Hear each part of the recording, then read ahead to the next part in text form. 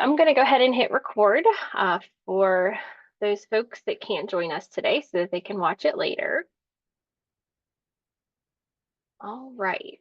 So again, I just want to welcome you today. This is Dig In Food Gardening, starting your own transplants, tips, and tricks. So as we start with every presentation, we are with University of Maryland Extension here in Garrett County, and we are part of the College of Agriculture and Natural Resources College Park campus. So because we do receive federal funding at that College Park level, we want to be sure that we are offering our programs equally and accessibly to all individuals. If you have any questions, you can see the Injustice for All posters here in our office and also here on the screen. So my name is Ashley Bodkins, and again, I'm with University of Maryland Extension here in Garrett County. And today we are going to talk all about starting your own seeds. So some things I wanted to think about is anytime we give a presentation, it's always helpful to start out with some goals. Again, this is supposed to be a really quick presentation, so we're going to go through a lot of these slides pretty quickly, but if there's any questions, you can enter them in the chat or feel free to unmute yourself. So my goal for you all today is to learn one new idea, one new concept, something new that you can try in 2025. So we know that with gardening, it's really easy to get overwhelmed, but it's also really exciting because there's always something new to try. So for those people joining us in person here at the office, we're going to be learning how to fold a newspaper container, and I'll link a video to that for the recording. We're going to do a winter sowing demonstration as a different way to start seeds. And then we're going to do a lima bean dissection, and I'll be linking all those activities for each of you that are joining us online.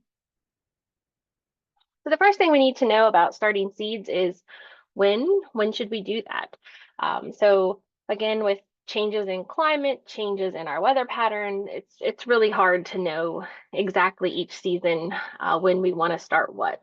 But we can use some of these predictability models and kind of pay attention to when things have happened in the past. So you're looking to figure out when your frost-free date is for the spring. So these is some data that was put together several years ago by our Home and Garden Information Center. And for us, we always tell people for Oakland, particularly here in Garrett County, it's June 5th, which seems late, but that's the reality, that we could still be getting a frost up until early June and sometimes even later. But most often, most people are putting their warm season vegetables out in their garden the beginning of June or the very last weekend in May. So this is a great tool. This is the vegetable planting calendar from the Home and Garden Information Center. And I love this calendar because it gives you an idea of when you can put what out. So I'll link this for those of you that are joining us online at the end of the presentation. But on the left-hand side, it's going to tell you what your crop is. And then the different colored bars are going to tell you when you should be planting what in your garden. Again, it can get a little bit overwhelming, but I do like that it tells you how many days to germination on this chart and then how many days to harvest. Because if you live in an area where you don't have a long growing season like we do here in Garrett County, we are limited to about 120, maybe even 150 days of growing season. So for those warm season frost sensitive crops, it's really important that we know, how long we have to get a crop going. And this is just the back side of that chart. So again, today we're going to talk a little bit about what you can start early and why you should want to do that. So these are the top 10 most popular homegrown vegetable gardens across the United States. Most people know that the #1 grown vegetable is tomatoes, but tomatoes, peppers, and cabbage are probably going to be 3 crops that you want to put into your garden that you need to start and put out as transplants. Onions, maybe if you're going to do onions seeds, if you're going to grow them from seed instead of set. I also even start some cucumbers just to get a jump on the growing season, so you might want to consider that as well. So we can also talk about cool season crops and warm season crops, and on April 11th, when we do the next Dig In series, we'll be talking all about this a little bit more and how we can utilize these cool season, warm season crops for season extension to get more out of our growing season. But the important thing you need to know for seed starting is that every plant has a soil temperature that it absolutely prefers to germinate at. So you can see the crop is down the left. Again, it's broken into cool season and warm season vegetables. Soil temperature is across the top. And then the numbers that are inside of each of these boxes are how many days it took for each of these different vegetables to germinate. So you can see that once it gets to its preferred temperature, soil temperature, that's when you're going to get the best success. So we're going to talk about some tools to how to make sure that your seeds are getting there quickly so that they can, germinate just as fast as possible. So again, this is information that came from California Agriculture Extension. And again, so you want to just focus on if you don't have the right soil temperature, then your seedlings cannot germinate very quickly. And then we also can think about some of these cool season crops and how they can thrive at a lot of different temperatures. So again, we have some sporadic weather, some really late, spring frost sometimes, that we can think about what are some plants that can withstand frost. So things like peas, snap peas, shell peas, the plant themselves, they can take around 20 degrees, but it's the blossoms that we have to be concerned about. So the goal is always to get your peas up and growing early in the season, but not blossoming yet until we're going to get into that, early June, late May stage, so that the blossoms aren't going to be lost to a frost. And then if you are curious about soil temperatures, again, if you're starting seeds in the ground early, this can be helpful, but this is Greencast online, and you can put in your zip code and it will customize what the soil temperature is in your region. It'll also give you the different years, so last year versus a 5-year average and a 10-year average. So that can be kind of helpful to visit and check out. And then there are some other ways that you can start seeds, not just in your house in a windowsill, but cold frames, which require one heat source, which would just be the sunlight. They're going to help extend your season a little bit, and you can start seedlings maybe a month earlier. Again, it just depends on those temperature extremes. The other way that I grew up always starting seeds was with this structure called a hotbed. So with a hotbed, there are two different heat sources that are helping um, to keep that in there, to keep heat inside. So the first one is going to be either heat cables that are buried in the soil, or the more traditional method is to use some sort of animal manure that's going to compost. And as it goes through composting processes, it's going to release heat, which is going to help heat that soil layer up and get your seedlings germinating. And then you also have a clear structure like glass, a window, whatever it may be, that's also going to provide sunlight and light for the seedlings that are trying to germinate. And then today we're going to learn more about how you can do winter sowing, which is how we are creating a microclimate inside of a container that's going to then be helpful for getting these seedlings to germinate quickly and efficiently. And this requires a lot less work because you're basically just putting these structures, milk jugs, old takeout containers, just putting them outside early in the spring. So maybe even late into the winter. So December, January, February. And this is very helpful for a lot of our native plants that need that cold stratification period so that they can be exposed to cold temperatures. And then once they get enough coldness and they're ready to germinate, they'll go ahead and break dormancy and they'll start to sprout. So this is a really hands-off way of gardening and starting your own seeds. And this time of year, as we're getting into early April, you can even do things like tomato seeds, herbs, some of our more hardy vegetable crops. You can start sowing them by this method as well.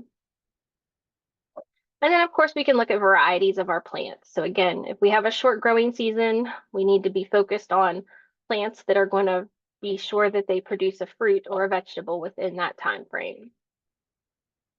So transplants, that's what we're going to talk about all today.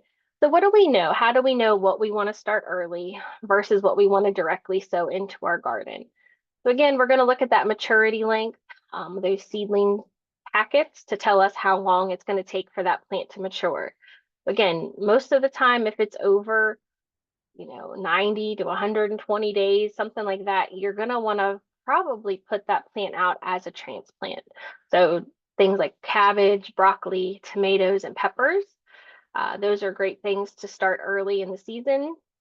And then other options would be if you want an earlier harvest. So I mentioned cucumbers earlier. So if you want more cucumbers coming on quicker, you can speed up that germination process and speed up that harvesting opportunity by putting out transplants. Okay, and then what are we going to directly sow into our garden? So this would be any of your root crops, so carrots, um, carrots, radishes, onions, most of the time.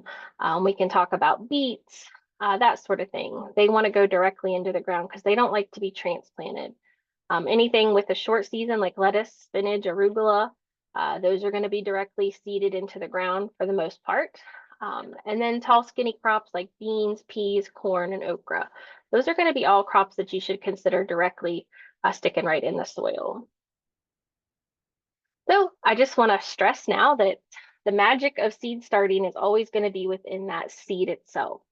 So based on what type of seed you have, this can be really, really important. And again, based on what the size of that seed is, usually the smaller the seed, the less amount of stored nutrients it's going to have. So we call that the endosperm. So when we think about really big seeds that we can see and hold easily, like beans, corn, radishes, things that are really a lot larger and easy for us to see, you can imagine that there's more endosperm in those plants, which is the stored nutrients, stored sugars that plant is going to then pull out. That little developing plant, that embryo, is going to pull out of that endosperm, and that's what it's going to use to get its first leaves up, those cotyledon leaves. So again, if that seedling that's very, very tiny, if that seed is tiny and it doesn't have very much stored endosperm and it doesn't get those cotyledons out and those first true leaves for, being able to photosynthesize, then that seedling could die. So the first two seedling leaves that appear are called cotyledons. They don't do anything other than pull the sugar and nutrients stored energy out of that endosperm. The first true leaves that you see appearing are going to be what actually photosynthesize. And oftentimes, they're going to look a little different and be different shaped. So why would we want to start our own seed? There's there's a lot of reasons. And if you're taking this class or listening to this session, you probably already have a lot of reasons of your own. My biggest reason is because it's more cost effective, followed by I can get the varieties that I want. So both of those pieces of information are very important to me. I want certain varieties because I like them and they do well in my garden. And then I want the ability to do this economically. Those are my top two reasons. You may have other reasons of your own. So this is my setup that I use. I have what I call just a small mini greenhouse that I have inside of my larger greenhouse. So I have plenty of natural light. And then I have a heat mat underneath all of these seed trays, and that's what helps to keep my soil an even temperature. Some other important things we're going to talk about is a fan to help keep air movement, and we'll talk about why that's important. And then this is just an incandescent light bulb, which is not for the purpose of giving them necessarily light in my setup. It's to give additional heat. My heat mat is going to keep the soil temperature about 20 degrees warmer than what the air temperature is. So I want to be sure that I'm keeping my air temperature a steady temperature so that my seedlings are exposed to the right temperature range. So we're going to go through some quick terminology. So what are these items? Again, this can be helpful when we're thinking about starting our own seeds. If you're going to go purchase materials or something like that, we need to know the right terminology. So these are plastic trays. You can get ones that are perforated with holes. Those work great for starting your own seeds. You can get ones that are solid, that don't have any holes. You need to be careful with these because you can overwater very, very easily. And then the last one here on the right, this is a web tray. A lot of times these are just going to be used to hold other containers. However, I've been desperate before for materials, and I have just covered this with a plastic bag and filled it with soil, and that will work in a pinch. So there's the answers. And then we can talk about humidity domes. So this part up here on top, that's the humidity dome. And its goal in life is to create a microclimate. So we're helping to lock in moisture and keep the humidity high just until we get those seedlings sprouted. once they sprout, it's important to note that you need to take those humidity domes off so that you're not having an environment that's going to breed bacteria and fungus, which can be really hard on your plants. And then this next item, these are called plug trays, or sorry, let's try that again. These are called cell packs. So cell packs are designed for the commercial greenhouse industry because it's easy for consumers to go in there and pick out 4 or 6 of one particular kind of plant and go home with them. So in your own personal setting, they may be helpful or they may not be. They're often, you can reuse them from season to season as long as you're washing them. And then this next item, this is called a plug tray. So this is what commercial greenhouse growers are going to use to start a lot of seedlings in a very short amount of time. So like this top one are tiny, about the size of an end of a pencil, and you can get 512 seeds in just a very, very short area. And then last week, we talked a little bit about soil blocking. So this is a way to reduce the plastic that you're using in your seed starting materials. So instead of actually using cell packs, you're going to use this soil blocking method instead. And then we can talk about peat pots, or one-time use pots. Most of these products are sold by the brand name of Jiffy products. So it's important to note, if you are going to try to use these for seed starting, it can be a stumbling block because they're so dry. A lot of times they will wick moisture away from your soil too quickly, and you really have a hard time getting enough moisture in your seedlings to actually germinate. So peat pots work really nice if you can put in a plant or a seedling that's already started to germinate. You can have better success that way. And then again, it's just important to know that if you are going to reuse any type of products, plastic containers, cell trays, cell packs, anything like that each season, that you are going to use 1% bleach solution to kill any bacteria or fungus that may be overwintering.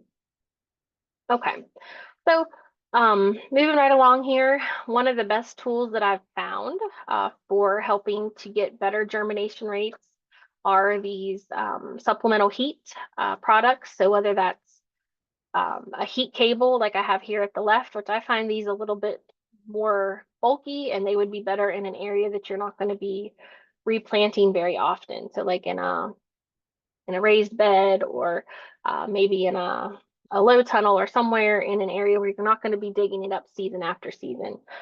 So I find that the heat mats here on the right hand side work a lot nicer because you can put any container right onto the heat mat for a short amount of time. You can switch containers off of that heat mat once they start to germinate. They're really a helpful thing. And you can get heat mats that have a thermometer. Let's try that again. That have a thermostat on there so that you can set the temperature to stay exactly what you want it to be. If you don't have a thermostat hooked up to your heat mat, then it's going to be 20 degrees above whatever your air temperature is. So you have to be really careful. If you have it in an area that gets hot, you can cook your seeds really, really easily and on accident. So just watch out for that. And then supplemental lights are super important unless you're outside, like in a greenhouse, where you have all the direct natural light that you need. If you're in a window, it's probably still going to be important that we try to use some supplemental lights. And the closer we keep the lights to our plants, the stockier they're going to get. So again, you should have an adjustable setup so that you can move your lights as you need to. So start out really slow and low. And then as the seedlings germinate, you want to keep it 3 to 4 inches right above the top of your seedlings. All right, so we can talk about heat or different types of, grow lights or wide spectrum lights. You do want a light source that is going to be what they call wide spectrum. This is going to give all the different wavelengths of light, which is going to be what your growing plants need. As our plants change throughout their life cycle, they need different wavelengths. So when they start to flower, they need different shades of light. But to make your life easier, just get a wide spectrum bulb and just keep the plants under there at all times until they're big enough to be transplanted. All right, so once you get ready to start transplanting or growing your own plants, some things to think about is having a location that has even temperatures, so night and daytime. That's going to make your life a little bit easier. You need a place that has good airflow, and you need a place that's going to be okay to get dirty, because gardening inside is hard, especially if you're trying to stay clean all the time. All right, so if you've ever started seedlings and they started to stretch one way or the other, that's because of a buildup of growing hormone, the auxin hormone. So sunlight breaks down auxin in that plant stem. So if the one side of the plant is in the shade all the time, that auxin is going to start to accumulate, and that's going to cause the plant to grow, and that's what causes them to stretch. So if you don't have a seed starting set up, like if you don't have grow lights or anything like that, and you're just using a window, be sure that you are flipping your trays every couple of days so that you can keep those plants growing a little bit straighter. And a little note about sterilizing your trays and pots. It's really important that you don't carry over any diseases from season to season. And then what should we use to start our seeds? You can purchase seed starting mixture, or you can just use potting soil. For most seeds, just a regular potting soil with peat moss is going to be just fine. Something that is pretty fine is going to be helpful though, so that it's not impeding the growth and germination of little tiny seeds. The advantages to using a potting mix or a seed starting mix is that it's going to be weed free. Pathogens are usually not there either. Some brands are going to have mixed with like BX mycorrhizae, which is going to help to ensure that your seedlings get a nice strong start and have those good microbes in their soil. Again, it's important to note that you don't want to use seed starting mixture that has fertilizer in it. You also don't want to ever water your seedlings with fertilizer, like a Miracle-Gro or water soluble product until they are actually active growing with their true leaves. So usually 3 to 4 weeks at least. All right, so it's always good advice to start small whenever you are beginning a new endeavor like seed starting. So easy to germinate plants that are going to give you success and confidence is where you want to start. So tomatoes, squash, zinnias, marigolds, sunflowers, those are really easy to germinate. I have peppers on this list, but I have to tell you that peppers really need a specific temperature, and they have to be warm for a long time. They can take 3, 4, I've had them take 5 weeks to germinate. So they're one of the harder plants to get to grow. So you just want to be mindful of that. And cultural information. So all this is always going to be found right on your seed packet. If you have any questions, you can find specifics about most of your plants if they want to germinate, in the sunlight or in the dark. So it's good to know that things like geraniums, they need to germinate in the dark. So you have to cover them with another tray or something to keep all the sunlight out. And then there are some plants like lettuce, snapdragons, petunias that need sunlight directly to germinate. Just knowing exactly what requirements that particular plant needs is important. And you can always look that up if you just Google that information or search it on the internet search engine and put the words extension and like germination requirements or extension PDF or land grant university. That's going to give you the best information.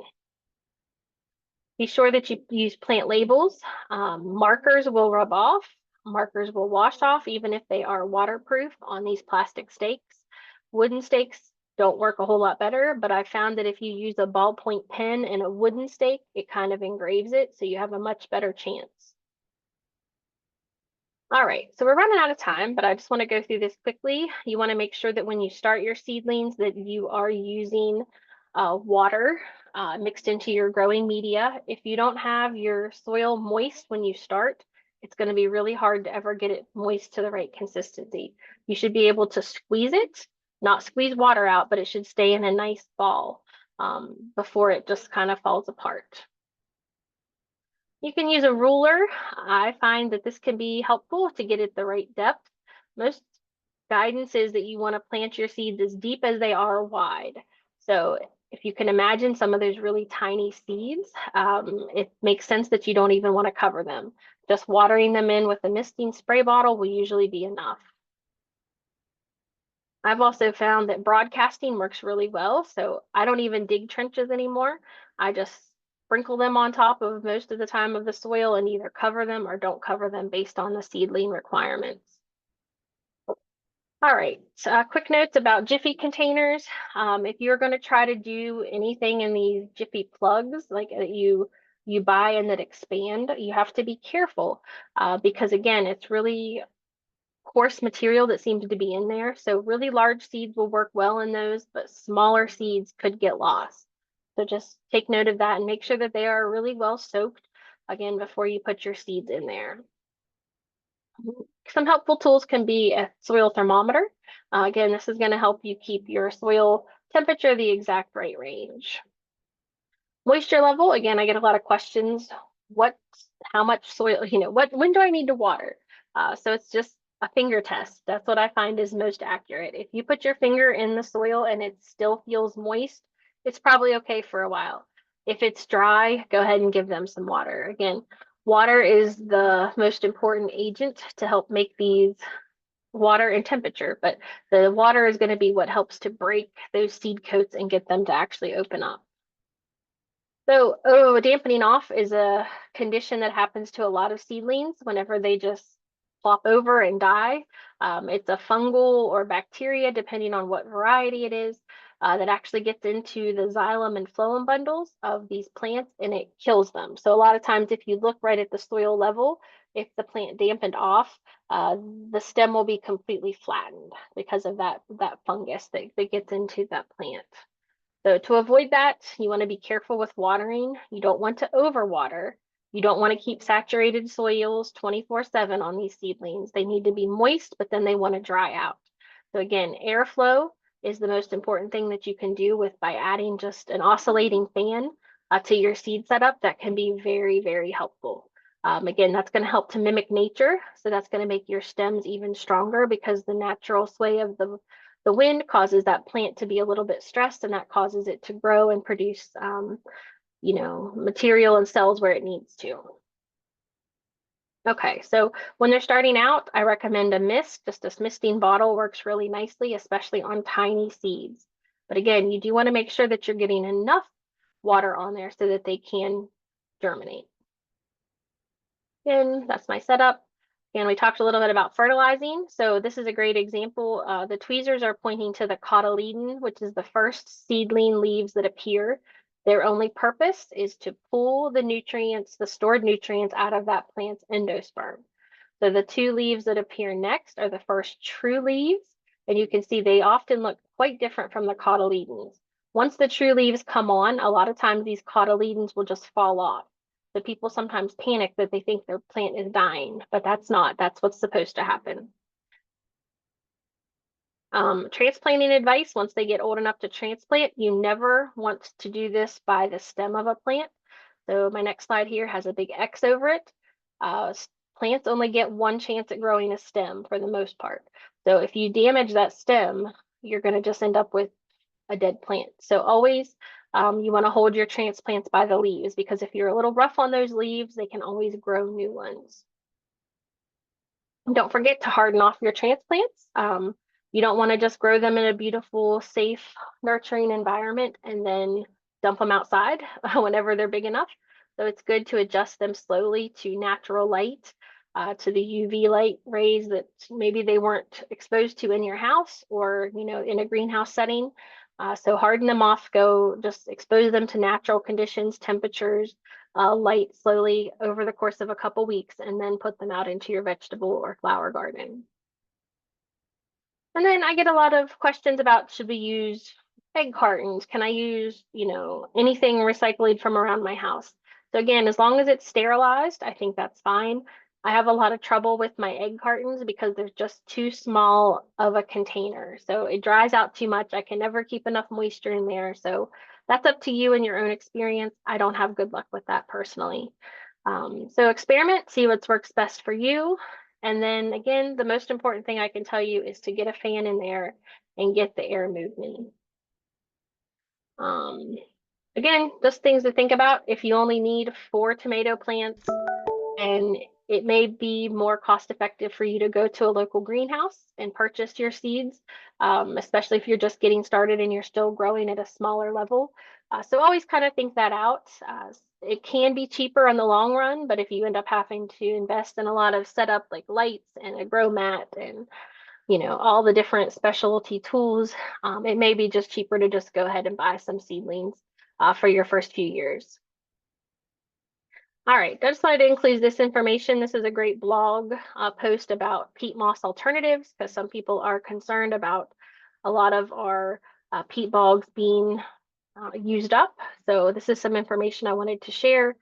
And then the very last thing, which I'll drop in the chat for those of you joining us online, is how to fold your own newspaper container because these are very helpful whenever you want to start seeds on a budget. So I'll drop that in the link. And if there's any questions, feel free to enter them in the chat. Or if not, we will see you on April 11th for our next session on using our growing season effectively by using succession planting, floating row covers, and other season extension tools. All right, if anybody has questions, you can enter them in the chat. But again, thank you for joining us today, and we will talk to you in a couple weeks.